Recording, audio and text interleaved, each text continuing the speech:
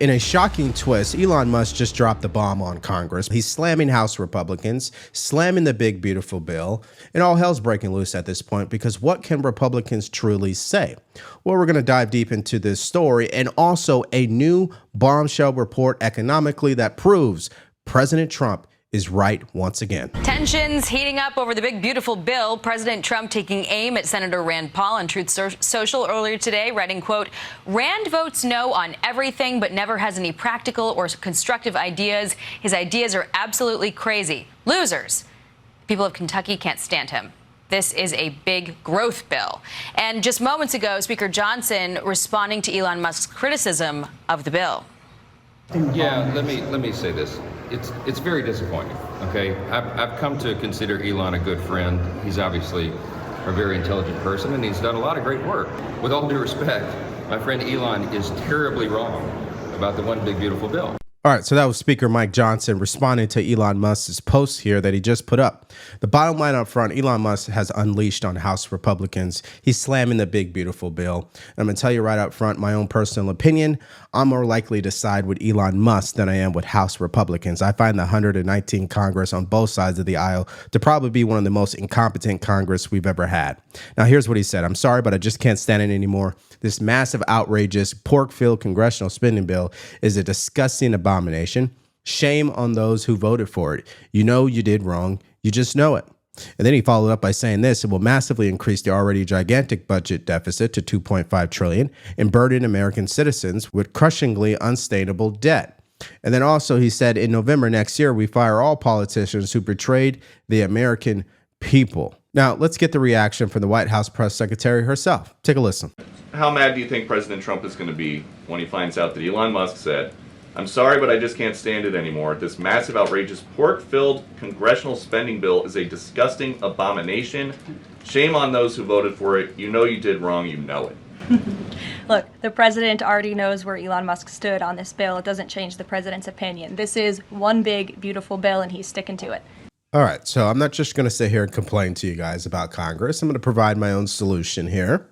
And it's based on the premise that border security and immigration are two separate issues that deserve their own single subject bill. This should be the core of the big, beautiful bill. Number one, pass the tax cuts only for people earning $150K or less. Two, make no tax on tips, overtime, and Social Security a thing in that bill. No tax deductions. Bump up the corporate tax rate, which is number three, from 25% to 31%. Number four, reduce the Department of Defense budget by 10%. And five, add the provision that states are not allowed to provide entitlement benefits to undocumented migrants or illegal aliens. It's that simple. Why not just focus on that? Now, according to the CBO, which the White House has continued to slam, it's going to add to the deficit. And that's what Elon Musk is referencing, according to other Republican senators who are against this bill. Well, here's what Caroline Leavitt had to say about that. Take a look. I would add the Congressional Budget Office has been historically wrong. In fact, they predicted the Trump tax cuts from the president's first term in 2017. Their prediction was wrong by $500 billion. Those tax cuts had nearly $500 billion more of revenue than the Congressional Budget Office scored. And I would also point out, I don't think many people know this, there hasn't been a single staffer in the entire Congressional Budget Office that has contributed to a Republican since the year 2000. But guess what? There have been many staffers within the Congressional Budget Office who have contributed to Democrat candidates and politicians every single cycle since. So unfortunately, this is an institution in our country that has become partisan and political, and we are very confident in our own economic analyses of this bill. There is $1.6 trillion in savings, and our Office of Management and Budget Director, Russ Vought, is a fiscal hawk. He is well known in this city for being a well-respected fiscal hawk. He has tools at his disposal to produce even more savings. And as you know, the White House will be sending our rescissions package to Capitol Hill today. Okay, now I have to show you what Chuck Schumer has to say. But before I do, if you guys have been getting value from this channel and this video, please like, share, and subscribe. If you want to support us further, just go to the link in the description below. You could buy us a cup of coffee. You could shop our merch store. And don't forget, you can follow us on Spotify or Apple Podcasts. Yeah, so there's no doubt that this is a problem for the White House, what Elon Musk is doing here, because Democrats are hopping on the bandwagon. Now they're trying to use Elon Musk's comments to, help their own narrative. Now, we know Democrats are not operating in good faith here, but they are capitalizing on this moment. Take a look.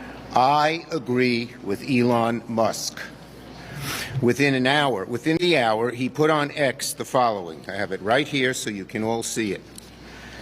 He said, "I'm sorry, but I just can't stand it anymore. This massive, outrageous, pork-filled congressional spending bill is a disgusting abomination. Shame on those who voted for it. You did wrong," he said to them. "You know it. It will massively increase the already gigantic budget deficit to $2.5 trillion and burden American citizens with crushingly unsustainable debt." It's right here. He's right. Now, what's interesting about Chuck Schumer doing this is he's missing one key component, and it's the fundamental difference between him and Elon Musk. Elon Musk wants more cuts. Chuck Schumer doesn't want more cuts. He wants more spending. And of course, reporters that were sitting there in front of him asked him about that. Take a look. Musk's opposition shows how bad, if even Elon Musk, who's been part of the whole process and is Trump's buddy, says the bill is bad, you can imagine how bad this bill is. Well, I think that Musk is disagreeing with the spending cuts, right? I don't know if you guys Look, I just read you what Musk said. He said people should be ashamed to vote for this bill. I agree with him. All right, so you just watched Chuck Schumer trying to capitalize on this moment, but that's not going to work. Everybody knows what Elon Musk is asking for. More cuts. That's what conservatives want. We want more cuts. And the rub for me is this. You say you want to reduce our deficit, but then you increase the budget for the Department of Defense? How do you make sense of that exactly? You see, again, Congress is incompetent. Even if President Trump says, I want everything in one big, beautiful bill, it's still Congress. They are the one responsible for passing the laws. They don't have to abide by that. And by the way, this is what the people want. So if the Republicans won't get on board, you know what's going to happen in the midterms. We will lose because we won't show up and vote for them. That's exactly what will happen. Now, here's Leader Thune from the Senate. And what he had to say about all this. You criticize the Democrats saying they're going to fight against this with everything they've got. That doesn't seem to be your problem. Elon Musk seems to be your problem. Absolutely torching this bill here, saying everybody who voted for that should be ashamed. Well, look, we obviously respect everything that Elon did with Doge. On this particular issue, we have a difference of opinion. And I think it's rooted in the fact that he's accepting the CBO assumptions that are built upon a static scoring assessment of the effect, the macroeconomic effect, growth effect, that these changes will have on our economy. And all the modeling that we've seen suggests that the changes that are being made in the tax policy, particularly making permanent bonus depreciation, interest deductibility, R&D expensing, are going to lead to significant growth. And you couple the growth with the biggest spending reduction in American history, and you will see a reduction, not an increase in the deficit. So we have a difference of opinion. He's entitled to that opinion. We're going to proceed full speed ahead. Yeah, so as you can see, everybody's staying respectful in regards to their disagreements surrounding this bill, and that's perfectly fine. I appreciate their tactfulness. Now, the fact of the matter is, why is Elon Musk so against this bill? And I think David Asman on Fox News put it perfectly. Take a listen. I would argue that had Trump not spent 4 years already inside the swamp known as Washington, D.C., inside the Beltway, that he probably would have said the same thing about this bill, because a business person who's used to getting things done efficiently could only look at this bill and say it's the most inefficient piece of crap I've ever seen. I mean, it really is a horrible, horrible bill when you think of all that stuff that the politicians shove into it. At the same time, you have to think of what is worse for Republicans. And what would be worse for Republicans is if the tax cuts from 2017 time out and they end up with a tax increase on their watch, which would mean they would lose the midterms, and the Democrats would be totally in charge, or at the very least stop every single thing that Donald Trump wants to do. Okay, so that is the brutal truth behind all of this, right? Washington, D.C. is not the private sector. It does not operate like a business, even though I think we all would agree it should. Which is why there's so much incompetence, wasteful spending, fraud, and abuse. But that's what Elon Musk learned, and he probably learned a very hard lesson. You're telling me the genius of our time was unable to cut the deficit. Do you think that's an Elon Musk problem, or is that a Washington, D.C. problem? That's a Washington, D.C. problem, folks. I don't think Elon Musk is that stupid, even though that's what Democrats want you to believe. Just like they want you to believe that President Trump is crashing the economy. But there's only one problem with that narrative, which brings us to our next story. Every single month, a new report is released showing that economists have been wrong and President Trump is right. And in this next story, here we go again. A new report shows that we have more jobs available for American citizens than what economists planned for. Take a listen. The number of available jobs actually grew in April, even as economists were predicting those numbers would fall again for the third straight month. CNN's Matt Egan is here to break it down for us. So, Matt, what does this say about the state of the economy? Well, Boris, this paints the picture of a resilient jobs market during the month of April, despite the trade war, despite all the confusion over tariffs. Workers are still very much in demand. Those help wanted signs are not going away, at least not yet. This report showed that the number of available jobs in April increased from 7.2 million the month before to 7.4 million. This is obviously very encouraging news for everyone who's unemployed and they're hunting for a job, for people who just got out of college, where we know it is a very tough market in terms of entry-level jobs. It's also good news for everyone who has a job, but they want to upgrade to a better job. We also found out that hiring unexpectedly accelerated in April, increasing by almost 170,000 versus March. So this suggests that despite all the turmoil on Wall Street, despite all of the chaos over tariffs, businesses were not hunkering down in the month of April, and that is very good news. Yeah, it's very good news. So my question for this gentleman, why does he sound so low energy about it? You'd think he'd be celebrating, because at the end of the day, regardless of your politics, don't you want American citizens to win? I guess not, but that's my initial impression of what he had to say there. But the good news, once again, is economists have been proven wrong. Now, in this next clip, it shows you how delusional Democrats continue to be in response to more polling and more reports that shows that President Trump is right. Here's what they think about all that. Take a listen. It's not working, right? And you look at the polling, and the president's underwater on dealing with the economy, way underwater on handling inflation and cost. And these were once Republican strong suits, right? The Republicans always had an advantage on the economy and dealing with it and dealing with these sort of pocketbook issues over Democrats. They don't have that anymore. You can't go on a focus group, and it's amazing. You can't go on a focus group with moderates, progressives, or even conservatives, and the first things they're talking about is tariffs, and the first thing they're talking about is how costs aren't going down. So if they're going to fix this, they've got to fix it very quickly before it gets baked in. Because I'm afraid right now, when you look at how his numbers are, and I'm not being partisan, look at how his numbers have gone underwater around basic economic indicators. It's beginning to get baked in, and I think this is a fundamental problem for Republicans. Okay, so he's doing exactly what CNN did yesterday. They claim that all the poll numbers and these reports, of course, they're biased. That's what it is. That's what they're chalking it up to. I guess American voters are not telling the truth. They're liars. And the people on TV are the ones telling the truth. Well, here is the cold, hard truth about everything, okay? The real problem with Republicans is if they don't pass pieces of legislation in regards to what we voted for, they will be voted out when it comes to the midterms. That's their problem, okay? And even though Republicans are incompetent as they are, their polls are better than Democrats because Democrats have nothing to offer. Now, let's circle back to what the White House had to say about this report and additional reports that recently came out that shows positive signs for the economy. Take a listen. Positive economic reports continue to flood in. Inflation dropped to 2.1% in April. Personal income increased 0.8% in April. So inflation is down and wages are up. That's almost triple the expectations and against the doubts of nearly everyone in this room. And we also saw the largest monthly decline in the trade deficit on record as a result of President Trump's very powerful tariffs. Lastly, the price of eggs has dropped more than 61% since President Trump took office in January. I remember my very first briefing, I was asked about the cost of eggs.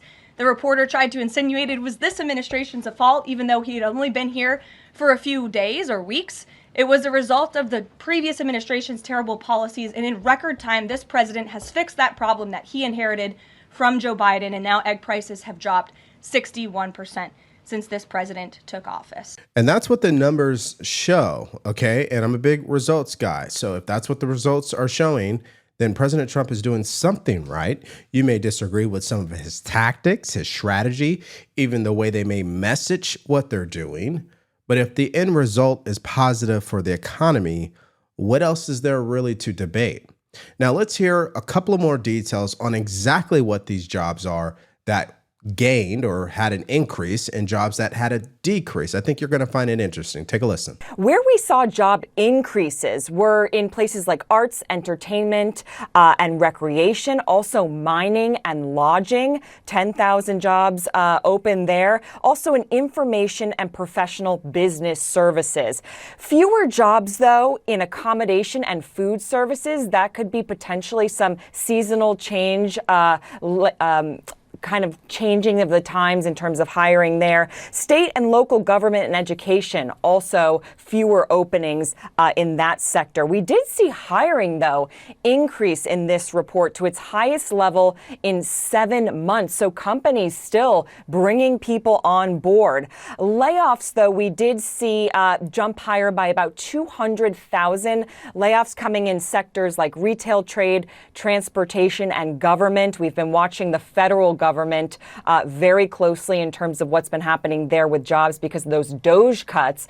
We have seen in the month of April a loss of about 4,000 federal government jobs. Okay, so it's very clear that DOGE has impacted the federal workforce. Now, even though we lost 4,000 jobs in the federal government, that's nothing compared to when Bill Clinton did this same thing. Now, my second point on this is that we don't need bigger government. We don't need more people working for the federal government. What we need to do is reduce the workforce and dial in the process.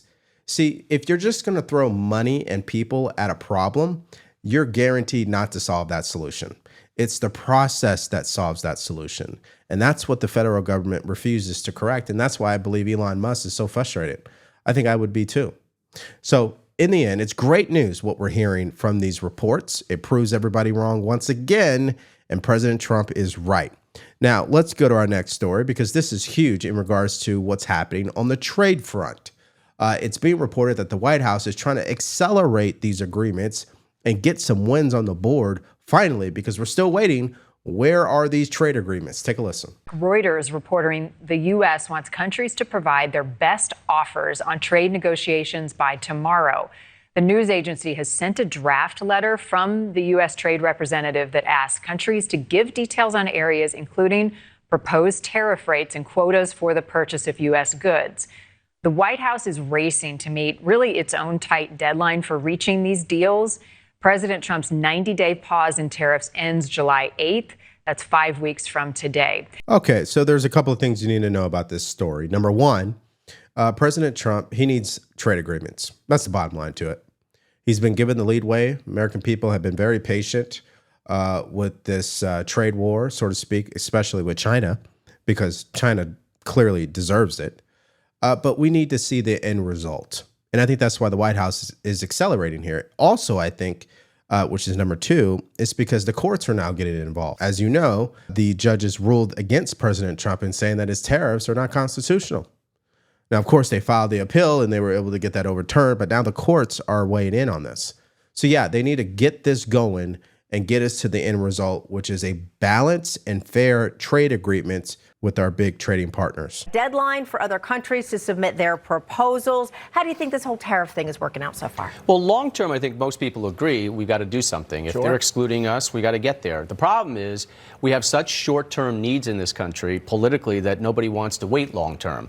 But Trump is trying to accelerate that. The biggest problem he faces now is he lost some leverage when the court ruled against his use of the tariffs unilaterally. So that takes some of his punch away. So now it's got to be more long term. I think he's going to cut a deal with India. They're going to New Delhi.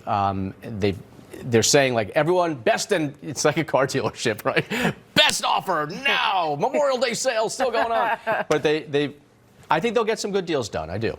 Yeah, listen, I can't imagine why they wouldn't get some good deals here. I mean, I think there's some smart people like Scott Bessent involved here. I really trust his way of thinking.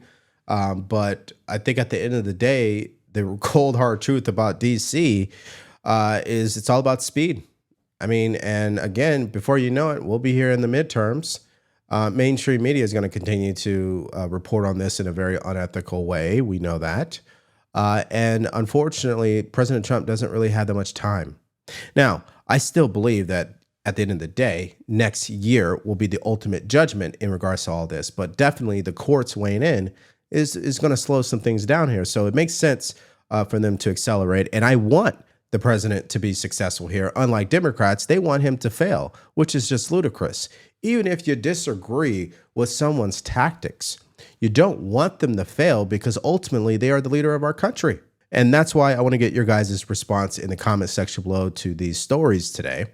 I mean, what do you guys think about this ludicrous stuff that's going on in regards to the big, beautiful bill? You got Elon Musk slamming House Republicans, claiming this is going to add to the deficit.